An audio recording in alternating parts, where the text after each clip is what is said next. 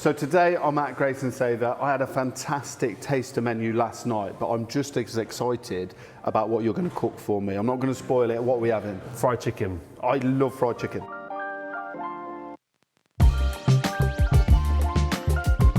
So where do we start? Well, what we'll do, here we've got some peppers, and what I'm going to do is make a really lovely harissa dressing that I love to do. But traditionally, you don't get peppers in harissa, but I add it to ours. It helps to mellow it out a little bit and just make it more of a sauce. Yeah. So we've got different varieties here. We've got some lovely red peppers, ancho peppers. These are called Hungarian hot wax chilies. We're going to put a couple of those in there. It's a nice hot sauce, and pretty straightforward to make as well. So I'm going to put a bit of oil over it all and then throw them on the barbecue. So if we put all those peppers on there, and what I'll do is I'll drop just 2 of those chilies on there as well. So I'm really passionate about where our meat comes from. So our average chicken in the supermarket is about 28 days, but with these it's 81. More what it's about is about the way they've lived. If you see like a supermarket chicken, you'll see lines growing. You'll see lines on the chicken, and that's where the chicken grows so fast the body can't produce protein, so it produces fat instead. Oh right, okay. And so that's different with these because they grow more naturally. The way these birds are described as total freedom because they're actually allowed to be out in the wild effectively. So you've taken the breasts off, taken the legs off, and you're deboning them now. Do you use breast and leg for this? Yeah, I think if I was, giving this to my kids, they'll always prefer the breast because it's softer. It's softer, but I always prefer the leg meat because it's a lot more tender in that sense. Yeah. So with the peppers, we're looking blacken and collapsing a little bit. Yeah, we don't have to worry too much really about taking it too far because it's going to be scraped off anyway and then pureed. What's really important, we almost want the pepper to be cooked and nice and soft in that sense before we add our spices. Yeah, smoky, all that smoky flavour is what we were looking for. Now that I've broken down the chicken, I've removed all the bones, and some of them you can see I've taken the skin off, sometimes I've left the skin on, and all I'm going to do is drop into buttermilk. So just straight buttermilk? Straight buttermilk. Yeah, so what's that, the lactic acid tenderising? Yeah, that's what's going to keep it really juicy once we start frying it. And we want to leave it in there for about 24 hours ideally. If you press for time, it's all right. I would, leave it in there for an hour or so to get a good marinade. But ideally, leave it in overnight, and you're going to get the maximum benefit out of it. And actually, the buttermilk's really important either way because that's what's going to kind of create that crispy, dredged texture and flavour on the outside. So peppers are cooking, they're nearly there, so we've cleaned down, and what's happening now? So here we've got, we're going to toast off some spices. So this is ajwain seed, and then here we've got some cumin as well, and literally we're going to put them in the pan with, and toast them off. Toast them off, release those aromas, so dry pan. Dry pan, we've got some coriander seeds as well, they're going to go in there, and we've also got some chipotle chilies as well. Love them as well. So we're going to drop them there, and we're just really just going to start trying to get the heat into them. So I think it's about staying with it, not walking away from it. Keep the temperature nice and even in the pan so it's nice even colouring. And you can just start to see now, it's got a little bit of a smoke to it. They're starting to pop. They can see they're going golden brown. I don't want to take them too far, but I think we've got some action going on there. So we're looking for them to start dancing. Yes, exactly. Yeah, exactly that. And then what else I want to do is I'm just going to get some chili powder. Yeah, lovely. Add some chili powder to it as well. I want to get some flavour going. Get some sweat. Get a sweat on. All right. And then you can pour that. So rose petals going in now. Just a sprinkle of rose petals. Nothing wild. That's me. I'm also going to take the garlic that I've got here. So I'm just going to put a couple of cloves in there because that's also going to bring a bit of spice into it all. So happy with these, Chef? Oh, they look great. Yeah, lovely. I've still got it. Still got it, Chef. Never left it, Chef. And now, as this is now cooked, I'm just going to be gently scraping it down. The skin's not digestible and you don't want that, but you've got that smoky flavour steamed within itself. You can see the steam coming off it, like that. That pepper's cooked. And so we've grilled all the peppers, we've grilled the chilli, we've got the spices in there. Simple as that. Taking the skin off, taking the seeds out, throw it on there. The chili seeds, I throw them in there. I like a little extra heat. If you want to do less heat, don't put the seeds in there. I'm going to add some paprika powder. Oh, I thought that was more chili there. Paprika powder, just to kind of, again, like smoky flavour coming through. And add a little bit of oil, a little splash of oil to it, and that's just to help really bind it all together. So when we blend this, are we looking for really smooth or a little bit coarse? I prefer it really smooth because then you almost like a bit like a ketchup over the top of it. I'll put a little pinch of salt in there as well. And then we're going to be rinsed ready to go. So here I've got some apple cider vinegar. Nice. Just going to add a few spices to that Bit of acidity. Good blender makes a great puree.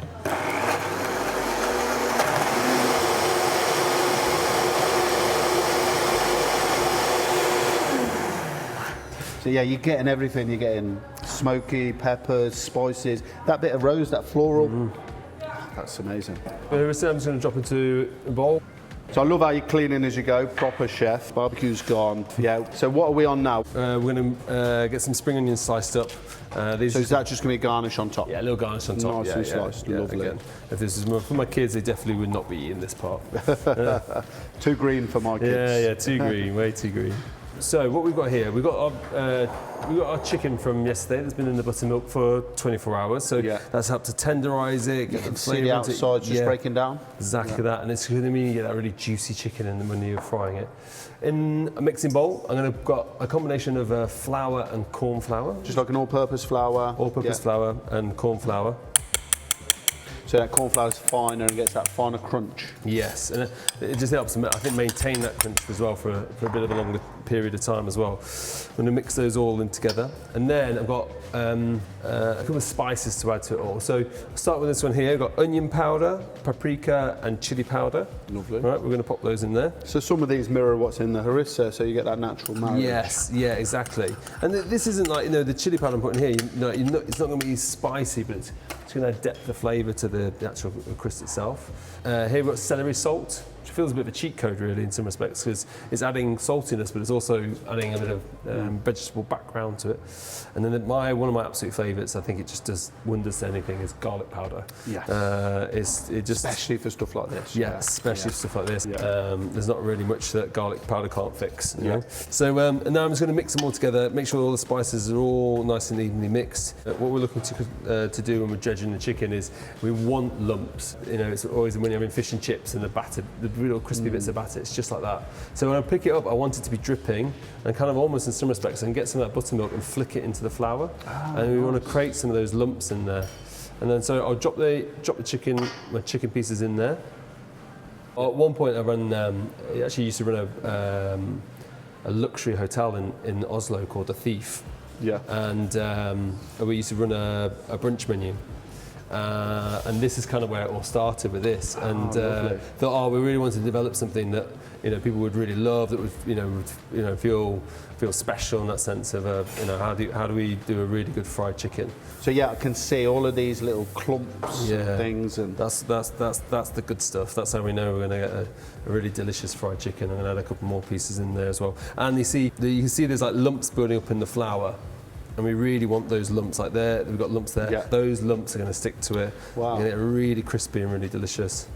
And then ultimately, you kind of want to go again. So when we go double dip on it, we're going to get again a really nice, decent coating on it. We want to get those lumps on it. We want to make sure all the bits of chicken that are all coated nicely aren't tipping out. And then that's going to be our chicken piece right there. So we're at the best stage now, the frying bit, and I can almost taste it. So what we're going to do is just take the pieces, got the oil, 180 to 190, drop it in there, and I always say, let it slowly catch. It starts to almost like float on its own. A bit like fish, that little movement. Yeah, exactly. Otherwise it just sinks to the bottom and sticks. Yeah. Even in a deep fat fryer you might have at home. So, question a lot of people, my girlfriend would ask as well, do you reckon you could do this in an air fryer?